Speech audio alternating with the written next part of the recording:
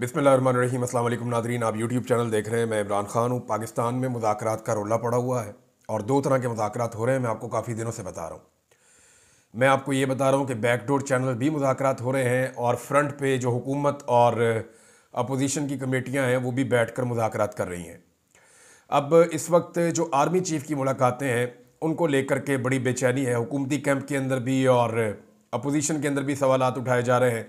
पाकिस्तान के मीडिया में सवालात उठाए जा रहे हैं। इस वीलॉग में बहुत सारी चीज़ें मैं आपके सामने क्लियर कर दूंगा, क्योंकि दोनों तरफ का स्टेटमेंट भी आ गया। दोनों तरफ के बयानात आ गए हैं। एक तो इमरान खान साहब का बयान है पहले आर्मी चीफ से बैरिस्टर गौहर की मुलाकात के हवाले से।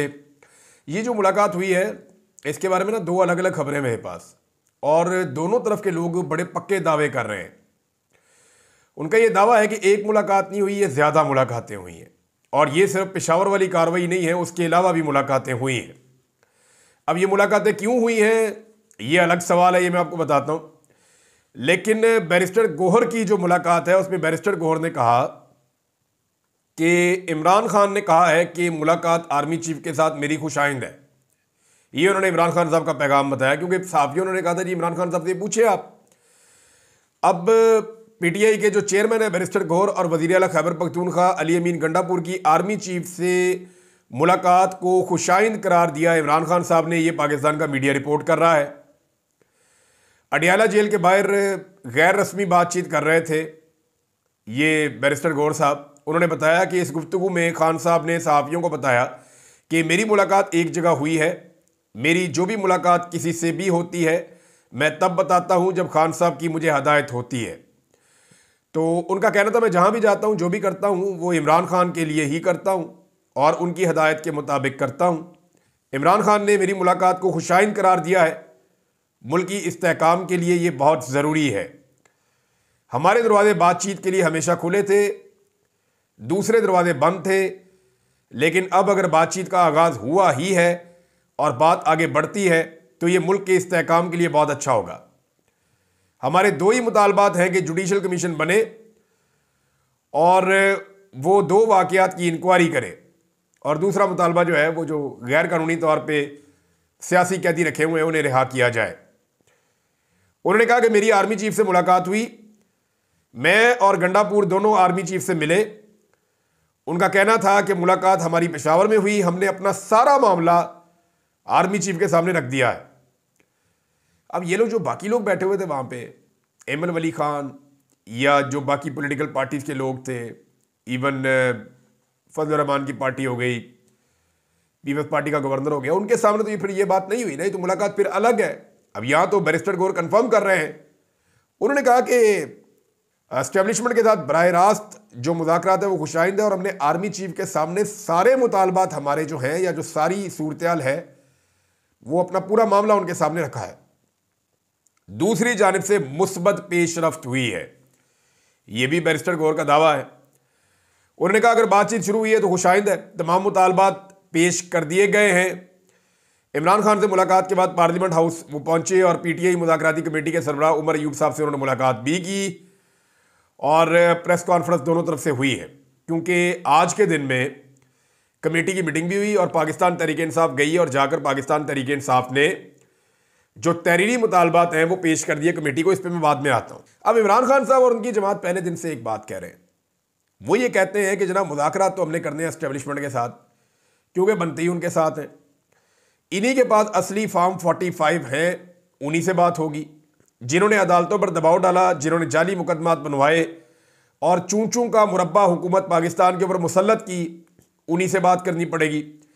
जिन्होंने मुदाखलत की है उन्हीं की मुदाखलत ख़त्म करवाई जाएगी।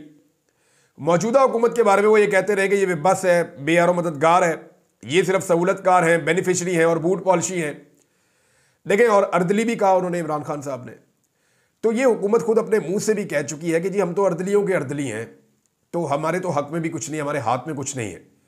राणा सनाउल्लाह ये कह चुके हैं कि हमारी बिसात से बाहर हमसे कुछ ना मांगे, वो हम नहीं दे सकते, हमारी ये औकात नहीं है। तो असल इक़्तिदार और फैसले का इख्तियार जो है वो एस्टेब्लिशमेंट के पास है। अब चंद सवालात पैदा होते हैं कि एस्टेब्लिशमेंट इन मुज़ाकरात में क्यों आई। पहले तो आपको मैंने स्टेटमेंट बता दिया, जो स्टेटमेंट आपके सामने आता है बैरिस्टर गौहर की जानिब से, और वो ये दावा करते हैं कि इमरान खान साहब ने इसे खुशाइंद करार दिया है जो हुआ है। दूसरी जानिब जनाब जो अस्करी ज़राए हैं वहाँ से भी अब खबर आती है, डायरेक्टली कोई ISPR ने इसके ऊपर बयान जारी नहीं किया। हालांकि जब मोहम्मद ज़ुबैर की मुलाकातें हो रही थी इमरान खान साहब के दौर में तो ISPR ने बयान जारी किया था। बैरिस्टर गौहर और गंडापुर से पेशावर में बातचीत खैबर पख्तूनख्वा में सिक्योरिटी और इंसदाद दहशतगर्दी मामलात के तनाज़ुर में हुई है। बैरिस्टर गौहर ने सियासी मामलात पर बात करने की कोशिश की। बैरिस्टर गौहर को जवाबन बता दिया गया कि सियासी मामलात पर बातचीत आप सियासतदानों से करें। बातचीत को सियाको सबाक से हटकर पेश किया गया। कोशिश की गई है कि सिक्योरिटी मामलात पर होने वाली बातचीत को सियासी रंग दिया जाए, जो अफसोसनाक है। ये जी अस्करी ज़राए से फिर ये खबर जारी की गई है। अब मामला ये है कि अस्करी ज़राए के ऊपर एतबार कौन करे। अस्करी ज़राए तो खबरें बड़ी बड़ी अजीब देते रहे हैं। वो ये भी कहते रहे हैं कि पाकिस्तान तहरीक इंसाफ जो है वो 10-12 सीटें जीतेगी, फिर हमने देखा वो 180 से ज़्यादा सीटें जीत गई पाकिस्तान में। अस्करी ज़राए तो हमेशा ये कहते हैं कि हमारा सियासत में कोई किरदार नहीं है, बल्कि ज़राए क्या वो खुद आकर सामने कहते हैं कि सियासत में हमारा कोई किरदार नहीं। फिर हम देखते हैं कि उनका एक बदतरीन किरदार पाकिस्तान की सियासत के अंदर हमेशा रहता है। तो अस्करी ज़राए जो कार्रवाई डाल रहे होते हैं ना, वो कभी बता नहीं रहे होते। एक तो ये बात आप कंफर्म कर लें।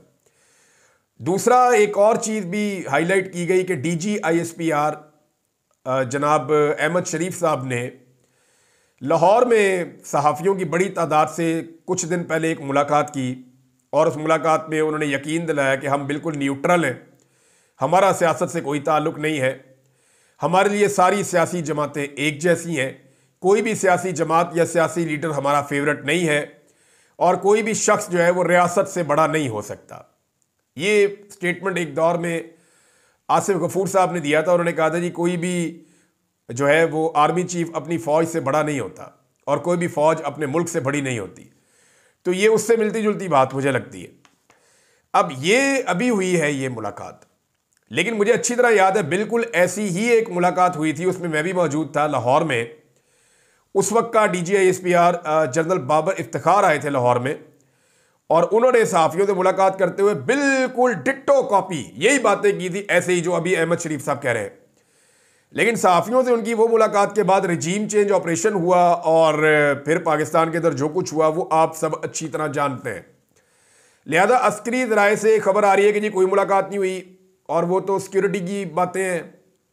अब बैरिस्टर गौहर जो है वो क्या सिक्योरिटी के बारे में बताएंगे, सिक्योरिटी कैसे टाइट होती है। यानी बैरिस्टर गौहर तो पहले कानूनदान हम समझते थे, फिर सियासतदान हम समझते हैं, अब हम उन्हें सिक्योरिटी एक्सपर्ट के तौर पे भी लेंगे। तो सिक्योरिटी में बेचारे बैरिस्टर गौहर क्या बताएंगे, उनका उसमें कोई एक्सपीरियंस नहीं है। यानी उनके तो अपनी सिक्योरिटी घर की ऐसी थी कि 4 बंदे आ जाए तो अंदर घुस के उन्होंने सारी तोड़ फोड़ कर दी थी एक दिन, मुझे अच्छी तरह याद है, वो विजुअल मैंने देखे हुए हैं। अब मामला ये है कि एस्टेब्लिशमेंट दौड़ रही है कि जनाब हम नहीं कर रहे कोई ऐसी बात, क्योंकि एस्टेब्लिशमेंट को ये पता है कि उधर से गालियां पड़ेंगी जो PDM की जमातें हैं और अगर वो मुज़ाकरात नहीं करते तो यहां फंस जाएंगे। अब जो चीज़ समझ आ रही है ना, सवालात जो पैदा हो रहे हैं कि जिस जमात को एस्टेब्लिशमेंट फितना कहती थी, डिजिटल दहशतगर्द कहती थी, मुल्क के दुश्मन और गद्दार करार देती थी, उसी जमात से बातचीत करने पर क्यों मजबूर है। उस जमात के लीडर को क्यों बार बार कहते हैं कि आप अपने घर चले जाएं, कोई डील कर लें, आप हमारी बात मान लें। एक्चुअली जो समझ आ रही है वो ये है कि एस्टेब्लिशमेंट ने दोनों दरवाजे खोलने रखने का फैसला किया है। एक दरवाजा वो खुला रखना चाहते हैं कि पाकिस्तान तहरीक इंसाफ के साथ एंगेजमेंट शुरू की जाए और ये एंगेजमेंट अब आपको नजर भी आ रही है कि तहरीक इंसाफ को मैक्सिमम एंगेज किया जाए जितना ज्यादा हो सकता है। इमरान खान साहब से भी बैकडोर चैनल कोई ना कोई बंदा इधर उधर से मिलता रहता है। अब इधर जो है वो ये भी, और ये पिछले कुछ अरसे की बातें हैं, इससे पहले इमरान खान साहब के ऊपर सारा जुल्म जबर फस्तायत करके देख ली इन्होंने, देखा ये मलंगा आदमी टूट ही नहीं रहा, अब हल ही कोई नहीं है। तो एस्टेब्लिशमेंट दोनों दरवाजे खुले रखना चाहती है कि ज्यादा बैरूनी और अंदरूनी दबाव अगर बढ़ गया तो पाकिस्तान तहरीक इंसाफ को उसका हक लौटाने की जो ऑप्शन है इसको भी खुला रखा जाए ताकि अपने लिए कोई मुसीबत ना बने। और दूसरी ऑप्शन यह है कि अगर प्रेशर जो बाहर से आ रहा है खास तौर पे वो मैनेज हो गया तो इसी सिस्टम के साथ आगे बढ़ जाएंगे, क्योंकि शहबाज शरीफ साहब की पॉलिश बहुत अच्छी है और मरियम नवाज कैरी बहुत अच्छा करती हैं। लिहाजा फिर एस्टेब्लिशमेंट ने अपना ये वाला ऑप्शन भी रखा हुआ है। पहले भी कभी एस्टेब्लिशमेंट ने तस्लीम नहीं किया कि वो मुज़ाकरात कर रही है, लेकिन वो कुछ ना कुछ हर वक्त कर रहे होते हैं। मोहम्मद ज़ुबैर वाली मिसाल मैंने आपको बताई, DGISPR वाली मैंने मिसाल आपको बताई। ये हमेशा कहते हैं लेकिन करते कुछ और हैं। अब कुछ जो है वो सवालात पैदा हो जाते हैं इस सारी सिचुएशन में कि इन मुज़ाकरात का बेनिफिशरी कौन होगा अगर तो ये मंतकी अंजाम तक पहुंचते हैं। तो देखिए, डोनाल्ड ट्रंप के बेटे ने पाकिस्तान तहरीक इंसाफ के लोगों से रब्ता किया, ओवरसीज से उनसे जो रब्ता हुआ, उन्होंने कंफर्म किया कि पाकिस्तान को हमने बड़ा स्ट्रांग मैसेज दिया है और पाकिस्तान की एस्टेब्लिशमेंट जो जुल्म और जबर और फसादियत पहले कर चुकी है वो नहीं करेगी। दूसरी जानिब बरतानिया में और अमेरिका में ओवरसीज पाकिस्तानियों ने मुसीबत डाली हुई है। बरतानिया में बड़ा कामयाब प्रोग्राम किया जुल्फी बुखारी ने और उनके साथियों ने, और उस प्रोग्राम के अंदर जो है वो मुतालबात कुछ इस तरह के सामने आए कि पाकिस्तान को हम नुकसान नहीं पहुंचाना चाहते, लेकिन हम जो इंडिविजुअल्स या इनफरादी तौर पे जो शख्सियात पाकिस्तान के अंदर ओहदों पे बैठी हुई हैं, उन्होंने जो पाकिस्तान के अंदर जुल्म और बर्बरियत का बाजार गर्म किया, जो इंसानी हकूक की पामालियाँ की, जो कत्लेआम किया, उसके बाद उनके ऊपर पाबंदियाँ लगाई जाएँ और पाबंदियाँ जो है वो उनके असासे मुजम्मद किए जाएँ, उनके ट्रैवल बैन लगाए जाएँ, उनके वीज़ा कैंसिल किए जाएँ और उनके ऊपर हर तरह की बैरूनी एड लेने के ऊपर भी उन लोगों के ऊपर पाबंदियाँ लगाई जाएँ। और अगर उनके कोई ऐसे कोर्सेज हैं जो उन्होंने कर रखे हैं बाहर से, तो उन्हें भी कैंसिल कर दिया जाए। ये जनाब मुतालबात हैं जो सामने आ रहे हैं ओवरसीज पाकिस्तानियों की जानिब से, और ये वो करारदादें हैं जो तैयार हो रही हैं। और आने वाले दिनों में मैंने आपको पहले बता दिया था कि 2 हांडियां तैयार हो रही हैं। जो बरतानिया वाला मामला वो आपने देख लिया, उसका बहुत प्रेशर आया पाकिस्तान पे, और 15 MPs की मौजूदगी ये बहुत बड़ी तादाद है। नॉर्मली उनकी जो कमेटी रूम्स के अंदर इस तरह की मीटिंग होती है उनमें 2, 4, 5 MP से ज़्यादा नहीं आते, यानी तमाम जमातें अपनी नुमाइंदगी भेज देती हैं लेकिन ज़्यादा लोग नहीं आते। लेकिन यहाँ पे 15 MPs ने बैठ के ये साबित किया है कि बरतानिया के अंदर इस मामले को बड़ी हसासियत के साथ देखा जा रहा है, और ये ओवरसीज पाकिस्तानियों की एक बड़ी कामयाबी है। अगर 8-10 सेनेटर्स आ जाते हैं पाकिस्तान तहरीक इंसाफ या ओवरसीज पाकिस्तानी जो करने जा रहे हैं अमेरिका में, वहाँ कांग्रेशनल मीटिंग के अंदर अगर 8-10 अमरीकी सेनेटर्स आ जाते हैं, तो इसका मतलब ये है कि वहाँ पे भी एक बहुत बड़ी कामयाबी मिल जाएगी पाकिस्तान तहरीक इंसाफ को या ओवरसीज पाकिस्तानियों को, और उसके बाद रास्ता खुल जाएगा बाइंडिंग रेजोल्यूशन का। और अगर बाइंडिंग रेजोल्यूशन पास हो जाती है तो फिर इस रजीम के लिए बड़ी मुश्किलात पैदा हो जाएगी। अब सवालात ये है कि अगर तो एस्टेब्लिशमेंट दबाव का सामना ना कर पाई, खसूसन जो बाहर से आ रहा है, तो मुज़ाकरात तो कामयाब हो जाएंगे जो बैकडोर चैनल हो रहे हैं। और अगर ये मुज़ाकरात कामयाब होते हैं तो कुछ सवालात हैं। नंबर 1, ज़्यादा शराइत किसकी मानी जाएंगी, इमरान खान की या एस्टेब्लिशमेंट की? पाकिस्तान में इलेक्शन कब तक होंगे, बड़ा आम सवाल है। अब ये कहा जाना शुरू हो गया है 2026 इलेक्शन का साल है, और सारे लोग जो भाग दौड़ कर रहे हैं ये इलेक्शन की तैयारियां कर रहे हैं। ये जो बार बार स्टेटमेंट आ रहे हैं कि इकोनॉमी ठीक हो गई, ये ठीक हो गया, वो ठीक हो गया, हालांकि हर चीज का इन्होंने बेड़ा ही गर्क करके रख दिया। झूठ पे झूठ बोल रहे हैं। मरियम नवाज जाके बच्चों को कहती है कि मैं धुंध के बावजूद हेलीकॉप्टर उड़ा के पहुंच गई हूं, मुझे बच्चों से प्यार है।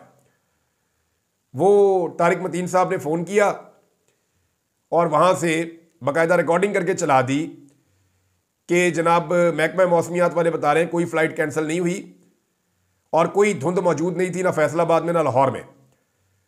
तो झूठों के सर पे अगर सींग होते ना तो ये 12 सिंगा होते। यानी कोई अगर झूठ बोलने वाली मशीन भी होती तो वो अब तक थक जाती, टूट जाती, बर्बाद हो जाती। लेकिन मरियम नवाज के झूठ खत्म नहीं हो रहे। हम रोजाना जब भी वो बोलती है उनके मुंह से 4, 5, 6, 7 झूठ निकल ही जाते हैं। और मजे की बात यह कि ज्यादातर झूठ उनके पकड़े जाते हैं। तो इलेक्शन कब तक होंगे? 2026 की तारीखें लोग दे रहे हैं, ये 2025 में भी हो सकते हैं इलेक्शन। तीसरा सवाल यह है कि पाकिस्तान तहरीक इंसाफ के लिए मुल्की सियासत में क्या स्पेस वापस खुल जाएगी?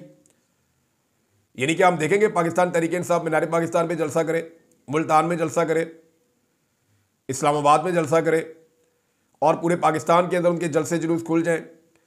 क्या लोग पाकिस्तान तहरीक इंसाफ का झंडा लेकर घूम सकेंगे सिंध में, बलूचिस्तान में, इस्लामाबाद में, पंजाब में? ये वो सवालात हैं जिनके जवाब आपको आने वाले दिनों में मिल जाएंगे कि जनाब अपने घर की छत पे आप PTI का झंडा लगाएं तो रेड तो नहीं होती। ये वो टेस्ट है जिसके अंदर ये निज़ाम पास हो गया तो समझो कि इस निज़ाम ने अपने आप को न्यूट्रल करने का फैसला किया है। पांचवा सवाल यह है कि क्या सियासी कैदियों की रिहाई हो जाएगी इसके बदले में?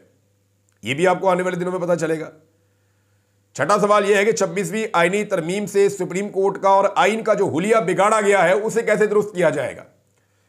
ये बड़ा सीरियस इशू है। सातवां ये है कि पाकिस्तान की जो एस्टेब्लिशमेंट है, इसके वादों का जामिन कौन होगा, ये किसको जमानत देंगे। ओवरसीज पाकिस्तानियों के अंदर बहुत बड़ी बड़ी शख्सियात हैं, क्या उनको जामिन बनाएंगे, उनको जमानत देंगे, और इनकी गारंटी मानेगा कौन, क्योंकि ये किसी वक्त भी किसी को भी धोखा दे देते हैं। आठवां बड़ा सवाल यह है कि इमरान खान एस्टेब्लिशमेंट का सियासी किरदार खत्म कर पाएंगे, क्योंकि इमरान खान साहब ने पूरा मिशन इस पे रख के खड़ा किया, पूरी कंपेन इस पे रख के खड़ी की है कि बंद कमरों में फैसले नहीं होने चाहिए। और यही इमरान खान साहब का एक जुमला है जिसने हम सबको अपील किया था कि अगर यह आदमी ये कर जाए कि एस्टेब्लिशमेंट का सियासत के अंदर से किरदार खत्म कर जाए, तो यह पाकिस्तान की सबसे बड़ी खिदमत होगी। तो क्या इमरान खान साहब इन मुज़ाकरात के नतीजे में यह कर पाएंगे? नंबर 9, क्या आर्मी चीफ इस साल रिटायर हो जाएंगे या 2027 तक वो अपनी मुद्दत मुलाजमत को, जो एक एक्सटेंशन उन्हें मिली है कि अब आर्मी चीफ 3 साल नहीं रहेगा 5 साल रहेगा, कानून में तब्दीली लाई गई थी, या वो 2027 तक जाएंगे? ये भी एक बड़ा सवाल है। 10वां सवाल यह है कि 26 नवंबर और 9 मई का कत्लेआम जो है, इसका क्या बनेगा? क्या इस पे माफ किया जाएगा या ये केसेस चलाए जाएंगे?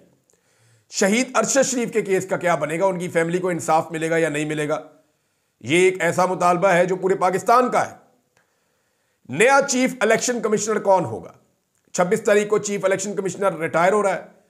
हालांकि 26वीं आईनी तरमीम में इन्होंने दाव लगा दिया था, और दाव इन्होंने ये लगाया था कि जनाब जब तक नया नहीं आता ये अपना काम करता रहेगा। अब होना तो चाहिए कि पीटीआई अपोजिशन पार्टी है, हुकूमत जो है, ये मिलकर एक नया चीफ इलेक्शन कमिश्नर लेकर आए, लेकिन ऐसा बंदा आना चाहिए जो न्यूट्रल हो और वो free and fair election Pakistan में करवाए। फिर जजों की तैनातियों में जो 2 नंबरियां हैं, क्या वो खत्म हो पाएंगी?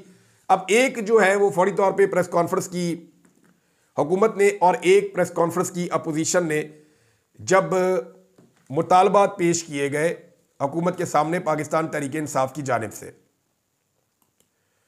जो मुतालबात पेश किए गए पाकिस्तान तहरीक इंसाफ की जानिब से, उसमें उन्होंने ये कहा कि जी 2 आप मुख्तलिफ कमीशंस बनाएं जो तहरीरी मुतालबात हैं। तहरीक इंसाफ ने हुकूमत की मुज़ाकराती कमेटी के साथ होने वाली तीसरी मुलाकात में अपना चार्टर ऑफ डिमांड तहरीरी शक्ल में पेश कर दिया, जिसमें पीटीआई ने 2 अलग अलग इंक्वायरी कमीशन बनाने का मुतालबा किया। तहरीक इंसाफ ये कहती है, अलीमा खान साहब ने भी ये बात आकर दोहराई कि जो आपने कमीशन बनाने हैं ये सीनियर तरीन जजेस के ऊपर बनने चाहिए और ये न्यूट्रल जजेस होने चाहिए। यहां पे हुकूमत जो है वो कोई 2 नंबरी ना करे, जैसे अपनी मर्जी के बेंच बना दिए, अपनी मर्जी की चीजें बना दी, तो यहां पे ये ना करें। और साथ ही साथ जो डिमांड है उसके अंदर यह है कि 9 मई और 26 नवंबर पर जुडिशल कमीशन का क़याम किया जाए, और साथ ही साथ उन्होंने कहा कि जी जो सियासी कैदी हैं उनको रिहा किया जाए। हुकूमत जुडिशल कमीशन पर 7 दिनों के अंदर फैसला करे और 7 दिनों में फैसला करके बताए, और हुकूमत से कमीशन ऑफ इंक्वायरी एक्ट 2017 के तहत कमीशन बनाने का मुतालबा किया। दोनों कमीशन चीफ जस्टिस या सुप्रीम कोर्ट के 3 हाजिर सर्विस जजेस पर मुश्तमिल हों। हुकूमत 7 दिन के अंदर कमीशन कायम करे। दोनों कमीशन की कार्रवाई आम लोगों और मीडिया के लिए ओपन रखी जाए। फिर इसमें मजीद कहा गया कि 9 मई कमीशन तहकीकात करे, पाकिस्तान तहरीक इंसाफ के बानी इमरान खान साहब की गिरफ्तारी के हालात की जो कानूनी हैसियत है वहां से मामला शुरू किया जाए कि इस्लामाबाद हाई कोर्ट के अहाते में रेंजर और पुलिस के दाखिले का जिम्मेदार कौन था, मामला वहां से शुरू होना चाहिए। फिर गिरफ्तारी के बाद जो मुल्क भर में वाकयात पेश आए और ख़ास तौर पर इन हालात की तहकीकात जिनमें अफराद के ग्रुप्स हसास मुकामात तक पहुंचे, कैसे पहुंचे, सीसीटीवी फुटेज कहाँ है, ये सारे सवालात रखे गए कि इनके ऊपर कमीशन बनाया जाए और इन लाइन्स के ऊपर 26 नवंबर और 9 मई के ऊपर बाकायदा तहकीकात करके चीज़ें सामने लाई जाएं। अब उसमें जनाब ये भी कहा गया कि 24 से 27 नवंबर के बाद शोहदा और जख्मियों की तादाद और लापता होने वाले अफराद की तफसीलात क्या है, ये भी सारा पता किया जाए, कमीशन बनाया जाए, वो चेक करें लापता अफराद के हवाले से, लाशों के हवाले से, गोलियां चलाई गई क्यों चलाई गई, जो तशद्दुद किया गया क्यों किया गया, किसके हुक्म पर तशद्दुद किया, किसके हुक्म पर गोलियां चलाई, ये सारी चीज़ें मुतालबात के अंदर शामिल हैं। सीसीटीवी फुटेज की रिकॉर्डिंग की क्या हालत है ये भी बताया जाए। अस्पतालों और तिब्बी मराकज से भी सीसीटीवी फुटेज ली जाए 24 तारीख से लेकर 27 नवंबर तक की, और उसके बाद जो है वो commission blue area Islamabad commission जो है वो ब्लू एरिया इस्लामाबाद में चाइना चौक से डी चौक तक मुख्तलिफ मकामात पर रिकॉर्ड की गई सीसीटीवी फुटेज की जो हालत है उसका जायज़ा ले, अस्पताल के अंदर जो रिकॉर्ड लाया गया उसका जायज़ा ले। ये वो तमाम चीज़ें हैं जो वो कमीशन देखे। तो ये 2 कमीशन मांगे। बज़ाहिर जो उसके बाद हुकूमत ने एक प्रेस कॉन्फ्रेंस की, हुकूमत ने पाकिस्तान तहरीक इंसाफ के ऊपर बड़े सीरियस एलिगेशंस लगाए और उन्होंने कहा जी कि तहरीक इंसाफ जो है वो ज़्यादती कर रही है, गलत बात कर रही है। हुकूमत ने इनके मुतालबात जो हैं वो मुस्तरद कर दिए और मुस्तरद करते हुए ये कहा जी कि यानी एक तरह से उन्होंने कहा जी कि कमीशन नहीं बनेगा, लेकिन फिर भी उन्होंने ये बताया कि 7 दिन का वक्त है, तो 7 दिन के अंदर हम आपको बताएंगे।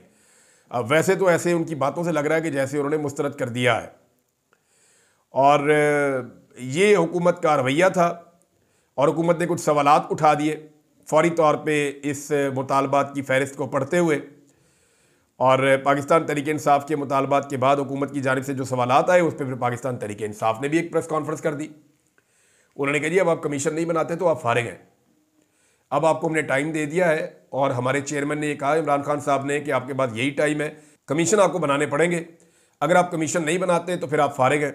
ये भी हुकूमत को बता दिया गया है इस प्रेस कॉन्फ्रेंस के अंदर। अब जो फर्दर डेवलपमेंट्स आती हैं मैं आपके साथ बाद में शेयर करता हूँ। नाज़रीन अब तक के लिए इतना ही, अपना ख्याल रखिएगा, अपने इस चैनल का भी। अल्लाह हाफ़िज़।